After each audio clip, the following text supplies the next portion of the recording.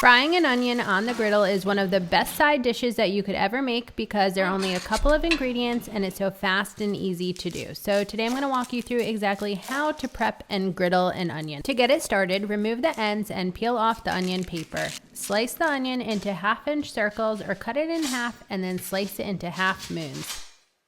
Woo! Could have lost a finger, honestly, seriously. And you got an onion, and you! Separate the onion into individual pieces.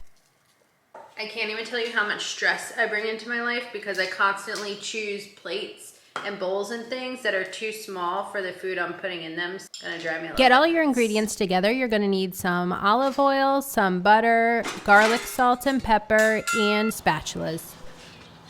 Preheat a section of your griddle to medium heat. I'm gonna oil up the grill.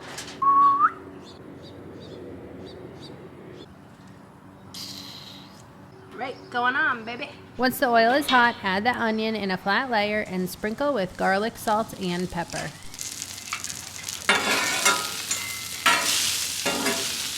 Flip onions around regularly. About 5 minutes in, you want to add some butter. This will help prevent them from burning, and it does add some flavor and tenderness to the onions. With the onions going on medium heat right in the middle, I'm going to keep on turning them, and I might turn them down to medium low if they're cooking a little too much because I want to move my attention over and then I want to griddle up the burger.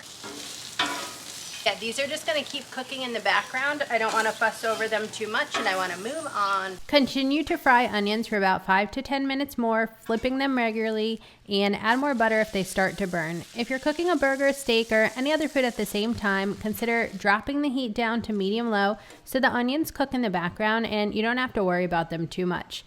Take them off and top your burger with some yummy fried onions or whatever else you plan to do. You can find more griddle recipes on SipBiteGo. I have so many recipes there to inspire you. Top we go.